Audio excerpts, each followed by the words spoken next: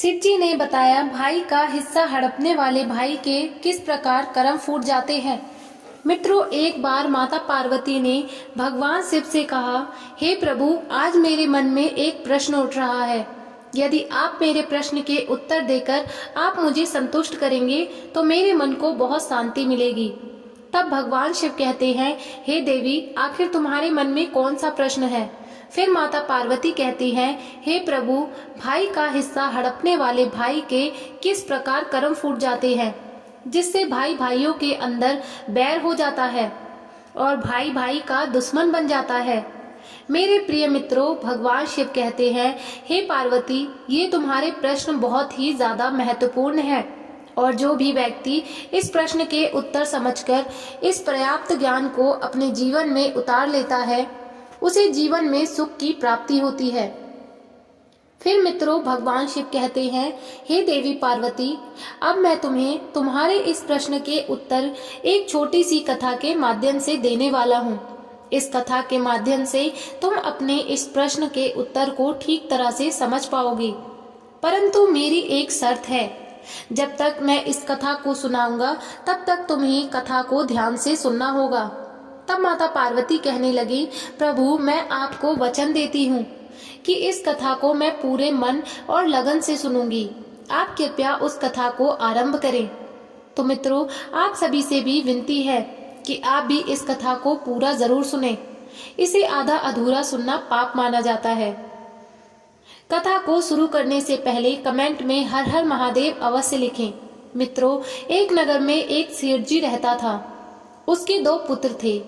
बड़ा बेटा चालाक और बेईमान किस्म का था, वहीं छोटा बेटा सीधे स्वभाव का था।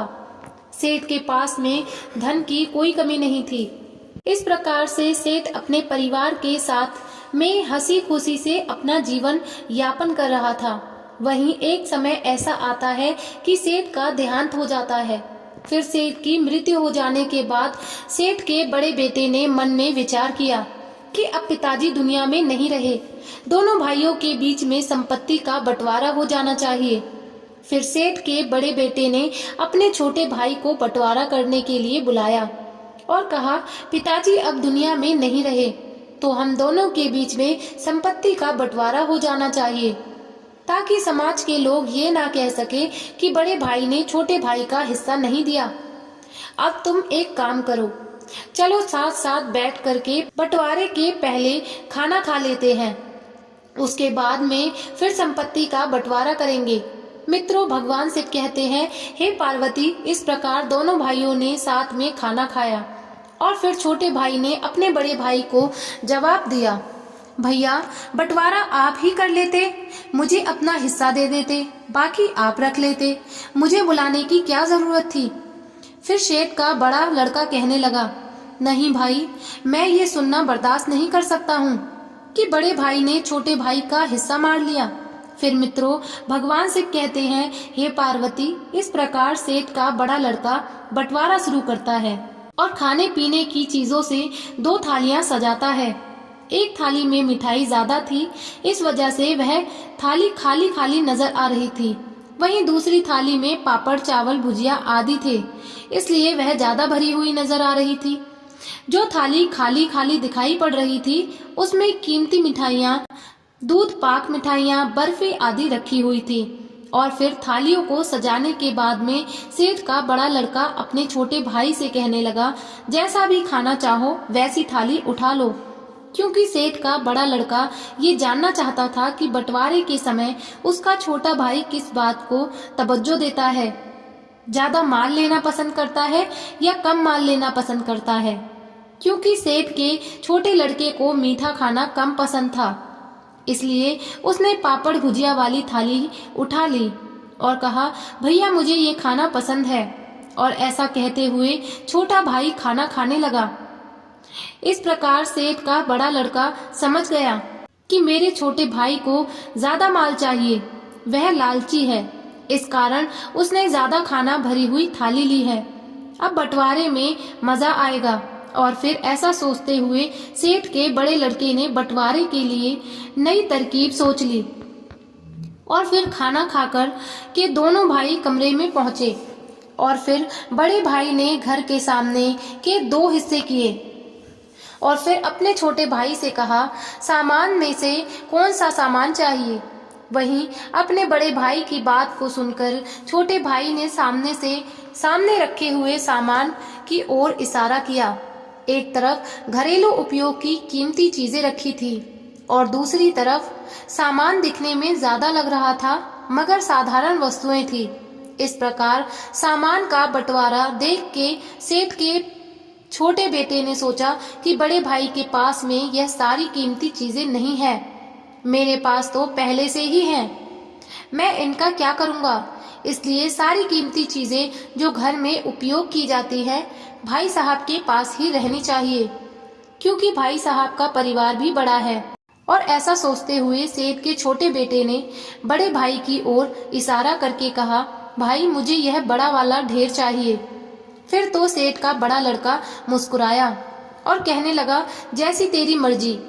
फिर यूं मत कहना कि बड़े भाई ने बंटवारा ठीक से नहीं किया। और फिर सेठ का बड़ा लड़का अपनी चतुराई पर मंद मंद मुस्कुराने लगा। वही सेठ का बड़ा बेटा तो यह समझ रहा था कि मैं अपने छोटे भाई की बेईमानी करके उसे पागल बना रहा हूँ, क्योंकि वह जानता था कि उसे ज्यादा कीमती सामान प्राप्त हुआ है। इधर छोटा भाई इसलिए खुश था कि बड़े भाई का परिवार बड़ा है और वह अपने बड़े भाई की मदद कर रहा है। फिर भगवान शिव कहते हैं, हे पार्वती, इधर सेठ का बड़ा लड़का बंटवारे को आगे बढ़ता है और 2 पोटली बांधता है और फिर बड़े भाई ने अपने छोटे भाई से कहता है, अब दोनों ढेर में से तुम्हें कौन सा ढेर पसंद है वही उठा लो। इन दोनों पोटलियों में माता जी के जेवर है। वहीं बड़े भाई की बात को सुनकर के छोटे भाई ने बारी बारी दोनों पोटली का निरीक्षण किया। उसने देखा कि एक पोटली भरी थी और दूसरी पोटली हल्की थी। फिर उसने सोचा कि बड़े भाई तो बड़े होते हैं, इसलिए उन्हें ज्यादा हिस्सा चाहिए, क्योंकि बड़े भाई का परिवार बड़ा है। और फिर ऐसा सोच करके छोटा भाई बड़े भाई से कहता है, भैया आप बड़े हैं, आपका परिवार बड़ा है, इसलिए आप बड़ी पोटली रखिए। फिर भगवान से कहते हैं, हे पार्वती, बड़ा भाई ये सोचता था कि हमेशा यह बड़ा वाला सामान उठाता है, इसलिए बड़े भाई ने बड़ी पोटली में हल्के फुल्के चांदी के सामान रख दिए और वहीं छोटी पोटली में कीमती जेवर रखे हुए थे। फिर जैसे ही बड़े भाई ने सोचा कि छोटी पोटली मेरे हाथ से निकलती जा रही है, तो अपने छोटे भाई से कहने लगा, नहीं नहीं भाई, तुम बड़ी पोटली लो। फिर छोटे भाई ने कहा, नहीं भैया, आप बड़े हैं, इस चीज पर आपका हक बनता है। और ऐसा करते हुए छोटे भाई ने छोटी पोटली रख ली। फिर तो ऐसा नजारा देख करके सेठ का बड़ा लड़का चकित रह गया, क्योंकि उसने बड़ी पोटली में चांदी के जवाहरात रखे थे और छोटी पोटली में सोने के जेवरात रखे थे, क्योंकि वह जानता था कि छोटा भाई लालच में आकर के बड़ी पोटली उठाएगा, जिसमें उसके पास में चांदी के जेवर चले जाएंगे और सोने के जेवर उसके पास आ जाएंगे। मगर यहाँ पर सब के सब उल्टा हो गया। मित्रों, भगवान शिव कहते हैं, हे पार्वती, इस पर सेठ के बड़े लड़के ने अपने छोटे भाई से कहा, इस बार तू बंटवारा करना, नहीं तो लोग कहेंगे कि भाई ने बंटवारा करके छोटे भाई को ठग लिया। क्योंकि बड़े भाई ने सोचा छोटा भाई बंटवारा करेगा तो फिर मैं उठाऊंगा, परंतु इधर छोटे भाई का हृदय कोमल था। वह बड़े भाई का हित चाहता था, क्योंकि बड़े भाई के बच्चे ज्यादा थे, इसलिए छोटा भाई चाहता था कि जीवन का ज्यादा हिस्सा बड़े भाई साहब को मिले। इसलिए वह अपने बड़े भाई को अपने नौक घर पर ले गया और उसने बड़े भाई से कहा, भाई यह अपना पौतिक मकान है, पिताजी ने आपके जाने के बाद मैं इसे बनवाया था। फिर तो सेठ के बड़े लड़के ने देखा कि एक और 2 मकान और 3 मंजिल भवन खड़ा है। वहीं दूसरी ओर एक दुकान के पास से अंदर जाने का गेट है, यानी एक ओर तो मंजिल भवन के साथ 2 दुकानें बनी हुई हैं, वहीं दूसरी ओर एक दुकान और पीछे जाने का गेट है।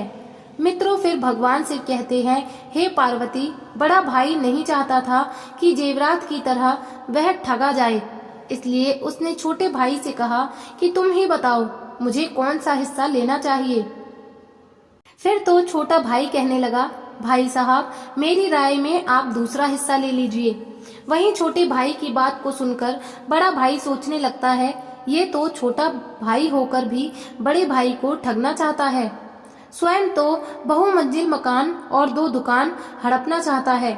ऐसा सोचते हुए बड़े भाई ने छोटे भाई से कहा, मेरा परिवार बड़ा है, इसलिए मैं चाहता हूँ कि यह बहुमंजिल मकान वाला हिस्सा मैं ले लूं। इस प्रकार बड़े भाई की बात को सुनकर छोटे भाई ने कहा, भैया आप हिस्सा लेने से पहले एक बार दूसरा हिस्सा देख लें। क्योंकि छोटा भाई मन में सोच रहा था कि भाई को ज्यादा हिस्सा मिले, क्योंकि दूसरे हिस्से के अंदर 8 मकान और लंबा चौड़ा खेत था, साथ ही बहुत सारे मवेशी भी थे। इसलिए बड़े भाई के परिवार का गुजारा अच्छे से हो जाएगा और मुझे भी बड़े भाई की सहायता करने का मौका मिल जाएगा। बस यही सोच करके छोटा भाई अपने भाई से कहता है कि भाई एक बार चल करके दूसरा हिस्सा देख लो, फिर निर्णय लेना तुम्हें कौन सा हिस्सा लेना है। फिर मित्रों भगवान से कहते हैं, हे पार्वती, जो भाई बेईमान होता है और भाई के प्रति नियत साफ नहीं रखता, ईश्वर उसकी बुद्धि का हरण कर लेते हैं। और फिर सेठ के बड़े लड़के की बुद्धि खराब हो गई और वह सोचने लगा कि छोटा भाई उसे ठगना चाहता है। इसलिए बड़े भाई ने कहा, मुझे कुछ नहीं देखना, ये दूसरा हिस्सा तेरा रहा और पहला हिस्सा मेरे पास रहेगा। वही छोटे भाई ने कहा, भैया एक बार सोच लो और देख लो, फिर मत कहना ये क्या हुआ। आपको ज्यादा हिस्सा चाहिए, इसलिए आप ये दूसरा हिस्सा ले लो। वहीं बड़े भाई की बुद्धि काम नहीं कर रही थी। वह जानता था कि खाली जमीन के ज्यादा हिस्से से उसका यह बहुमंजिला मकान अच्छा है, इसलिए उसने छोटे भाई की बात नहीं मानी और सभी पंचों के सामने अपने अपने हिस्से बंटवारा लिख लिया। फिर बंटवारा हो जाने के बाद में छोटे भाई ने बड़े भाई से कहा, आपको तो 2 मंजिल मकान मिल गया, अब आप एक बार मेरा भी मकान वाला हिस्सा देख लो। और फिर ऐसा कहकर छोटा भाई बड़े भाई को अपना हिस्सा दिखाने के लिए दुकान के पास वाले गेट के अंदर गया। आगे छोटा भाई था, पीछे पीछे बड़ा भाई चल रहा था। और फिर जैसे ही बड़ा भाई गेट के अंदर गया, उसने गेट के पीछे लंबा चौड़ा खेत नजर आया। सामने की तरफ 8 भवन बने हुए थे, कई मवेशी भी चढ़ रहे थे। फिर तो ऐसा नजारा देख के बड़ा भाई दंग रह गया और अपने छोटे भाई से कहने लगा, ये हिस्सा पिताजी ने कब खरीदा था। तब छोटा भाई कहने लगा, भैया आपके जाने के बाद मैं पिताजी ने इसे खरीदा था, इसलिए तो मैं आपसे बार बार कह रहा था कि आप बड़े हैं, आपको बड़ा हिस्सा चाहिए, मगर आप नहीं माने। फिर मित्रों भगवान से कहते हैं, हे पार्वती, आखिरकार बड़ा भाई क्या कर सकता था, क्योंकि बंटवारा हो चुका था। और फिर छोटे भाई के महल को देखकर बड़े भाई को एकदम से दिल का दौरा पड़ता है और उसकी मृत्यु हो जाती है। इसलिए कभी भी भाई के हिस्से की बेईमानी नहीं करनी चाहिए, और जो भाई भाई के हिस्से की बेईमानी करता है उनका हालात सेठ के बड़े बेटे की तरह ही होते हैं। मित्रों, किसी ने सच कहा है, बाप बड़ा ना भैया, सबसे बड़ा रुपया। ये आज से नहीं है, ये कहावत तो पहले से ही चली आ रही है। इसलिए मित्रों, भाई से हमेशा प्यार करना चाहिए, क्योंकि भाई जैसी चीज दुनिया में दूसरी कोई नहीं है। कहते हैं ना, जिस घर में भाई भाई का प्यार बना रहता है वह घर स्वर्ग बन जाता है। इसलिए मित्रों, हमेशा भाई के साथ मिलकर रहना चाहिए। वीडियो अगर पसंद आया हो तो वीडियो को लाइक करें और हमारे चैनल को जरूर सब्सक्राइब करें। अपने दोस्तों के साथ भी वीडियो को जरूर शेयर करें। धन्यवाद। और कमेंट में जय श्री कृष्ण अवश्य लिखें। राधे राधे भक्तों।